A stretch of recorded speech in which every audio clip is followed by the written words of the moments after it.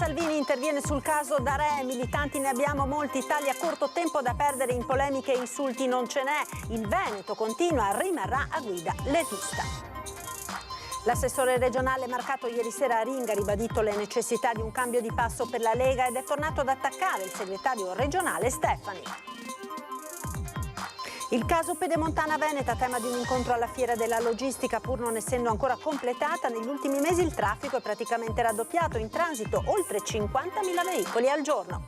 Forse un malore alla guida alla causa dell'incidente costato la vita a est ad una coppia di anziani di Carceri. La procura di Rovigo ha aperto un fascicolo, indagato il camionista dell'auto articolato della Grigolin. A Vigo d'Arzere un pensionato esplode 2 colpi in aria per mettere in fuga i ladri che gli stanno entrando in casa. La moglie ora resta tanta paura. È polemica tra l'immunologa Antonella Viola e il sindacato Filea Cigirelle sull'aiuto per trovare un'abitazione ad una famiglia tunisina. Nella giornata contro la violenza nei confronti del personale sanitario, i dati shock del 2023 nelle strutture dell'ULSS 2, oltre 700 aggressioni nel 2023, attivato un protocollo con la prefettura. Il mondo dell'arte piange la scomparsa di Severino Morlin, si è spento a 90 anni lo scultore che realizzò la statua del celebre bacio all'imbocco di Ponte Vecchio a Bassano. La politica ora da Verona, il leader leghista Salvini interviene sul caso Darè, militanti ne abbiamo molti, taglia corto, tempo da perdere in polemiche ed insulti non ce n'è. La Lega ha migliaia di amministratori e di iscritti che lavorano oggi, domani, dopodomani in silenzio per la loro gente. Noi abbiamo tanto tempo da dedicare al lavoro, non alla polemica o all'insulto. Risponde così da Verona il leader leghista Matteo Salvini quando gli viene sottoposto il caso Vittorio Veneto, leggesi Gianantonio Darè. Ognuno è libero di dire quel che vuole, salvo poi pagarne le conseguenze. Dalla Fiera della Logistica il ministro dei Trasporti respinge con forza che il malessere della base leghista sia diffuso. Eppure lo stesso Luca Zaia ammette che il tema c'è. Io penso che ci sia un dibattito che è innegabile, dopodiché mi fermo qui. Tutti noi siamo... io in particolar modo concentrato sull'amministrazione, cioè non è che non voglio parlare di politica, però il consenso poi si crea amministrando bene. Del voto in Abruzzo con la Lega al 7,5%, Salvini vede il bicchiere mezzo pieno, i nostri 43.000 voti sono stati determinanti, dice, ed è proprio sulle regionali che si concentra il vice premier. Un occhio è alle regionali prossime che ci saranno, con il Veneto nel 2025, che ovviamente era e per quello che mi riguarda rimarrà orgogliosamente a guida leghista. Ma all'orizzonte non c'è nessuna corsa solitaria, il Carroccio lavora ovunque per un centrodestra unito, prosegue, il via libera al terzo mandato ai governatori, scioglierebbe il nodo e Salvini lo rilancia. Secondo me sarebbe giusto che fossero i cittadini a decidere di tenersi quel sindaco o quel governatore. L'abbiamo votato in commissione, quanti partiti hanno votato a favore del terzo mandato? Noi. Quindi siccome in democrazia contano i numeri, io ci riprovo, però ovviamente prendo atto della maggioranza che è di un altro verso. Europei, banco di prova per la sua leadership, staremo a vedere, ribatte Salvini senza scomporsi. Salvini che non intende andare alla resa dei conti convocando il congresso federale. Noi abbiamo intenzione di vincere le europee per cambiare l'Europa. Il congresso in Veneto c'è stato ed è finito in maniera assolutamente chiara. Si farà il congresso federale quando sarà opportuno fare il congresso federale. Prima bisogna vincere le elezioni europee, perché o l'Europa cambia oppure è un problema per tutti. Con Vanacci. Mi piacerebbe anche con Vanacci, certo. E dunque il capitano tira dritto, poco importa se la richiesta di un confronto arriva da esponenti leghisti come l'assessore regionale Roberto Marcato. Ma c'è stato il congresso in Veneto poco tempo fa, lei ce l'ha presente? Sì, come no? Com'è finito? Vabbè, a parte questo, però perfetto, buon lavoro. E proprio Roberto Marcato ieri sera a Ringa ha ribadito le necessità di un cambio di passo per la Lega ed è tornato ad attaccare il segretario regionale Stefani. Voglio ricordare sommessamente al segretario che questa classe politica è il Dream Team. Noi abbiamo vinto tutto, abbiamo battuto qualsiasi record, abbiamo fatto battere i cuori ai veneti, abbiamo riportato il Veneto al centro del mondo. Questo ha fatto questa classe politica. Si sente l'odore di rottamazione Roberto Marcato e rivendica i risultati di quella classe dirigente leghista che, a partire da se stesso, recordman di voti, ha portato il partito ai vertici in Veneto prima del tracollo degli ultimi anni. A Ring la reazione alle parole sulla stampa del segretario regionale Alberto Stefani all'indomani dell'espulsione di Darè. Quel cambiare la classe politica non va proprio giù. La classe politica che vorrebbe rottamarci fino ad oggi ha collezionato la sconfitta di Padova, la sconfitta di Verona, la sconfitta di Vicenza, il doppiaggio di Fratelli d'Italia in Veneto che fa il miglior risultato d'Italia, probabilmente la perdita del prossimo presidente, se non sarà Zaia, in Veneto. L'unico punto di contatto con Stefani è quel basta con la nostalgia. Anche per Marcato le velleità di Darè difficilmente porteranno a qualcosa. Non è d'accordo con l'espulsione, ma ha sempre ribadito che l'insulto a Salvini non poteva essere accettato. Condanna i modi, ma non la sostanza, perché i risultati in Sardegna e Abruzzo per la Lega sono preoccupanti. Quello che io continuo a chiedere al mio partito è di fermarci e fare una riflessione profonda. Una riflessione profonda, un'analisi violenta. Non chiedo la testa di nessuno, precisa Marcato, prendendo così le distanze da Darè, ma è chiaro, continua, che qualcosa si deve fare subito. Se ci fosse questa volontà di capire e di mettere in atto strumenti per cambiare, ma Salvini può rimanere là, cioè a differenza di altri che chiedono la testa, me ne frega niente, Salvini può rimanere là altri 100 anni. Ora però serve un cambio di passo. Cambiare passo anche e soprattutto per non venire stretti dall'abbraccio letale di Fratelli d'Italia, mentre i meloniani si appellano al carroccio affinché usino il buon senso.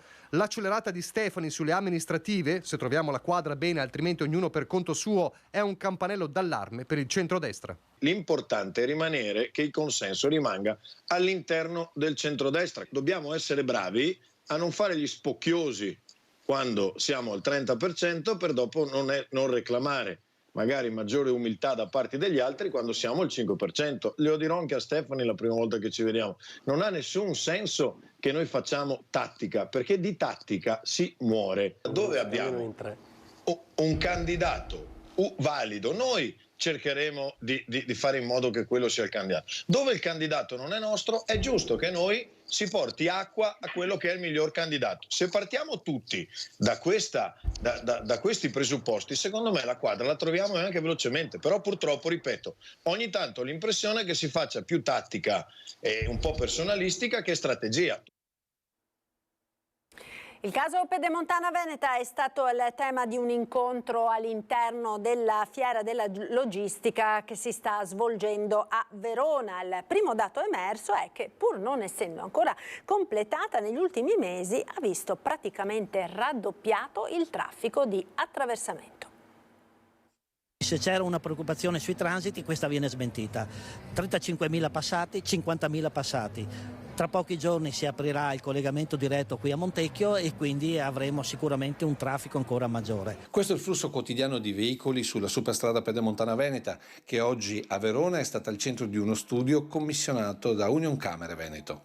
Alla presenza del ministro delle infrastrutture Matteo Salvini, che considera un esempio da replicare in altre regioni, il presidente del Veneto Luca Zaia ha confermato come l'infrastruttura sarà completata tra la fine di aprile e l'inizio di maggio. Dai sindaci la richiesta di procedere anche con le opere complementari di collegamento. Laddove ci sono delle necessità specifiche di un comune piuttosto che di un altro per migliorare la presenza di questa infrastruttura, noi chiediamo che venga fatto. Devo dire che però da parte del presidente Zaia c'è sempre stata la massima disponibilità e sensibilità nei confronti dei territori per trovare soluzioni condivise. Dai dati presentati, il primo riguarda la riduzione dei tempi di spostamento, 20 minuti risparmiati in una tratta superiore ai 50 km, un alleggerimento del traffico urbano e un minore impatto ambientale con meno smog da veicoli in colonna. Però c'è il tema dei costi. Sì, ma è un tema che si supera, perché quando un camion rimane fermo in autostrada perché c'è traffico ha dei costi intanto perché consumano un botto questi camion, fanno 2-3 km con un litro, primo. Secondo, il costo di chi c'è sopra che guida il camion, e poi la merce non è più competitiva, perché se lo devi consegnare una certa ora e non ci arrivi, ovviamente magari rischi anche di pagare una penale. L'unico neo emerso dagli studi riguarda il costo del biglietto. Questa strada ha sicuramente delle luci e delle ombre, tante luci e poche ombre. Tra le ombre c'è sicuramente il costo dei pedaggi, che sono ancora parecchio elevati, soprattutto per chi la fa in maniera continuativa. Quindi quello che chiediamo è più passi, meno paghi. È semplice, chi la frequenta, che la attraversa una volta ogni tanto come il turista occasionale, che paghi pure la tariffa piena, ma chi la usa per lavoro deve avere un prezzo calmierato. Abbattere i costi quindi. E da qui la proposta che arriva dal Vicentino. Aumentando quelli che possono essere i passaggi, si devono trovare delle soluzioni tipo degli abbonamenti per chi fa le tratte intermedie, ad esclusione di chi fa invece la lunga tratta, perché quelle ne hanno già un beneficio già importante. Nel territorio sarebbe fondamentale, perché andrebbero ad incrementare i passaggi e aiutare il pagamento di questa opera che è fondamentale per il nostro territorio. Forse un malore alla guida all'origine dell'incidente di ieri a Carceri, costato la vita a una coppia di anziani. All'origine del tragico incidente costato la vita ai coniugi Graziano Baldo ed Ermiliana Toniolo ci potrebbe essere un malore. La Dacia Sandero su cui viaggiavano i due prima di schiantarsi era stata vista zizzagare da una testimone che era alla guida di una 500 che li precedeva nel tratto della variante della strada regionale 10 tra Este e Santa Caterina. La procura di Rovigo ha comunque aperto un'inchiesta per omicidio stradale colposo, indagato l'autista dell'autoarticolato coinvolto nell'incidente.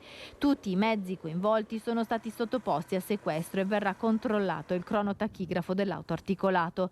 L'autista del mezzo pesante, un 45enne di Sussegana, rimasto leggermente ferito, è stato sottoposto da prassi all'alcol e droga test, risultati entrambi negativi. Il pubblico ministero, viste le cause del decesso dei due anziani, non ha disposto l'autopsia sui loro corpi. Le salme sono già a disposizione dei familiari, che dovranno ora decidere la data dei funerali. Marito e moglie di 79 e 76 anni di Carceri viaggiavano al massimo a 60 km/h. Sono morti sul colpo, stavano tornando a casa dopo aver fatto visita al figlio Filippo, che vive a Montegrotto Terme. Dal senso di marcia opposto in direzione Monselice viaggiava invece il camion della ditta trevigiana Grigolin, che trasportava massetti per l'edilizia. Per l'autista, che ha cercato subito di frenare, impossibile evitare l'impatto con l'auto che aveva già invaso la corsia opposta.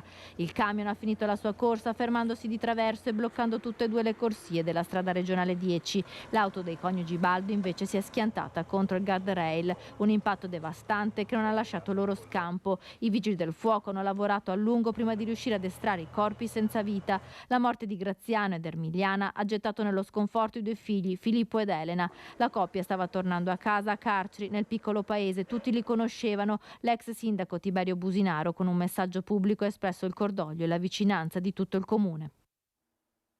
Ha esploso 2 colpi di pistola in aria per mettere in fuga i ladri. Ora resta tanta paura. Sentiamo le parole della moglie.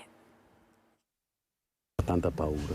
Tanta, ci stiamo riprendendo un po' alla volta. Diciamo un po' alla volta adesso. Tanta paura perché io ho dei nipotini piccoli, tante volte stanno in quella stanza. Noi magari siamo in cucina a mangiare e chiaramente abbiamo paura. È ancora scossa la moglie del pensionato che, per scacciare i ladri che hanno provato ad entrare in casa, ha sparato 2 colpi d'avvertimento in aria. Non vuole farsi riprendere, ma non nasconde le sue emozioni. Domenica sera, verso le 7:30, i ladri hanno cercato di entrare nella loro casa a Saletto di Vigo d'Arzere. L'uomo, un pensionato 75enne, stava guardando la TV a luce spenta in una stanza sul retro della casa. L'altra sera mio marito era in salotto e stava guardando la televisione. Io ero in cucina che stavo preparando la cena, se non che a un certo punto mio marito ha sentito un fruscio aprire un po' la porta e come ha aperto si è trovato 3 persone davanti. A quel punto gli ha chiuso la porta in faccia e ha preso il fucile sparando in aria 2 colpi per far fuggire i ladri. Nessuna violenza da parte dei malviventi, niente è stato rubato. Quel che resta però è il senso di impotenza e frustrazione. E le leggi sono queste e anche le forze d'ordine purtroppo sono legate perché le leggi non sono chiare. Quindi se uno viene in casa tua può fare di tutto e tu non puoi fare niente. Questo è, purtroppo. e noi non possiamo difenderci in nessuna maniera perché andiamo in cerca di guai. Come hanno spiegato a mio marito domenica, mi raccomando, hanno detto non faccia stupidaggini perché quello che ci va di mezzo è lei. Non è la prima volta che la zona è battuta dai ladri, tanto che la casa è dotata di allarme. Anni fa hanno fatto tutta la strada sui garage, sulle case, hanno portato via invece spogliatori, attrezzi di lavoro, tutte queste robe, però in casa no. Ora sulla vicenda indagano i carabinieri della locale stazione. Ci fermiamo ora per la pubblicità, tra poco.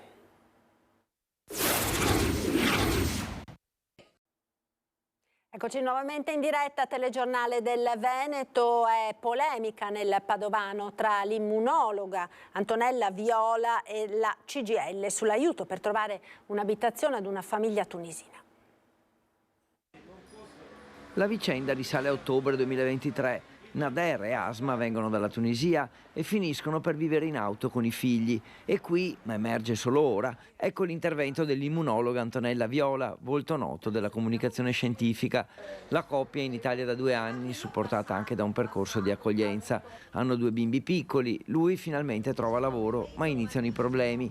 Non è una questione di soldi, ma questa famiglia non trova nessun proprietario padovano disposto ad affittare una casa e così finiscono per vivere in auto, raccontando la loro storia anche ai nostri microfoni. Io ho tempo determinato, contratto di lavoro, non problema di mangiare, non problema solo la casa. Io ho cercato tutto, tutta l'agenzia, lascia tu numero, ti chiamo, niente. Le ultime notizie arrivano in queste ore. Con un lungo post sui social, l'immunologa Antonella Viola si scaglia contro il sindacato Fillea CGIL, che in un primo momento si sarebbe intestato il merito di aver trovato una soluzione per Nader e Asma. Il problema non è soldi, il problema è che sempre l'agenzia lascia il tuo numero e quando io ho trovato una casa, sempre il proprietario nuovo è straniero. Non avrebbe mai voluto rendere pubblico il suo impegno, scrive la divulgatrice scientifica, ma vuole precisare come si sono svolti i fatti. E lei racconta che ha ospitato per 1 mese a casa sua la famiglia tunisina e poi ha acquistato un appartamento affittandolo ai 2 per una cifra sostenibile. La CGIL risponde che non si voleva disconoscere il merito della privata cittadina, come era stato definito l'intervento della docente universitaria del marito, e che lo scopo era quello di sollevare la questione dell'emergenza abitativa. Dopo qualche ora Antonella Viola comunica che le sono arrivate le scuse della CGIL e che per lei ora la questione è chiusa. Aggressioni al personale sanitario, oltre 700 nel 2023 negli ospedali della Marca. L'ULSS 2 attiverà un protocollo con le forze dell'ordine per rafforzare la tutela del personale.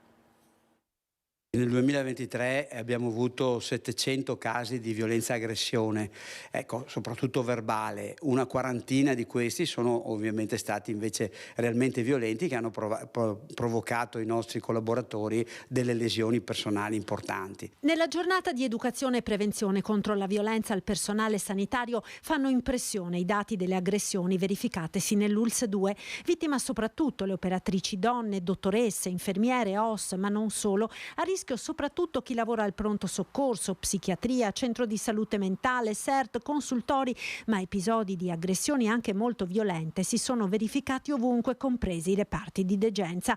L'ULSS, d'intesa con la prefettura, ha adottato un protocollo per rafforzare la tutela del personale sanitario, dove sostanzialmente le forze dell'ordine si mettono a disposizione a chiamata diretta nel momento in cui ci fossero delle situazioni di difficoltà per l'operatore.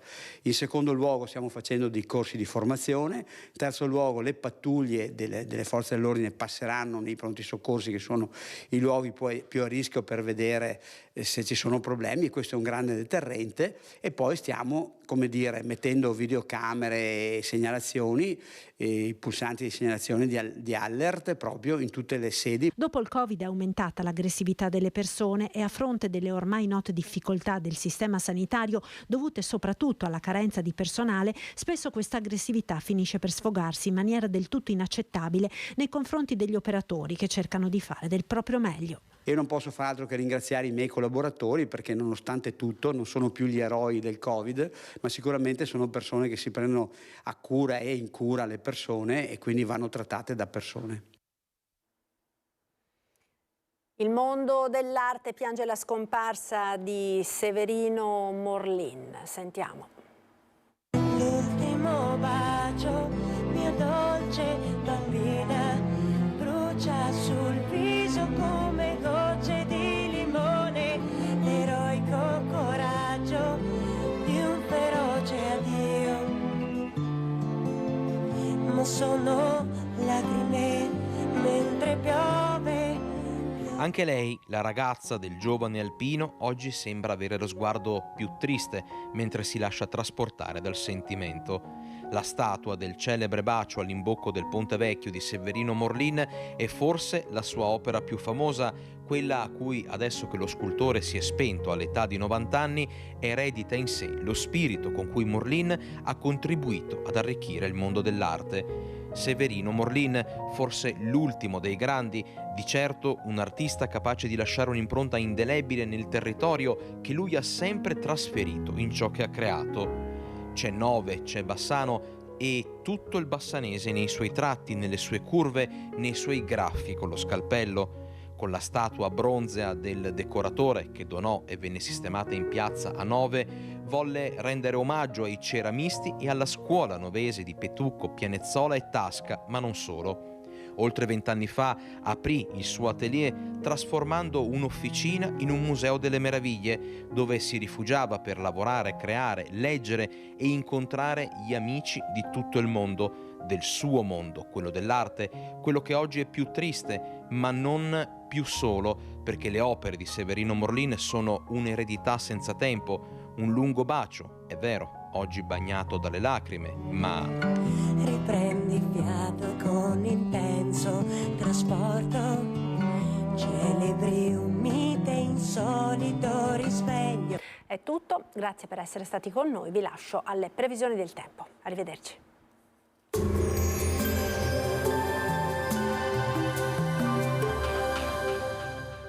Cooperativa Agricola Volpago offre carni fresche e selezionate di prima qualità, senza uso di antibiotici, direttamente dagli allevamenti locali dei nostri soci allevatori. Bentrovati al Meteo. Pressione in deciso aumento sull'Italia, bel tempo dunque sul nostro territorio. Il dettaglio di mercoledì 13 marzo. Sul Veneto la giornata sarà caratterizzata dal sole, come ci mostra la grafica, salvo modesta nuvolosità in transito e qualche cumulo pomeridiano sui rilievi. Temperature stazionarie minime tra 4 e 6 gradi, massime tra 15 e 17 gradi. Ci spostiamo ora sul Friuli Venezia Giulia. Anche in questo caso sarà soleggiato, con cielo in genere poco nuvoloso, ma con maggiori addensamenti pomeridiani sui monti. Temperature minime tra 3 e 8 gradi, massime sui 15-17 gradi. Infine diamo uno sguardo al Trentino Alto Adige, dove di fatto avremo poche novità. Anche qui ampio soleggiamento con qualche nube qua e là. Temperature minime sui 5-6 gradi, massime intorno ai 16. Dal Meteo è tutto, vi auguro un buon proseguimento in nostra compagnia.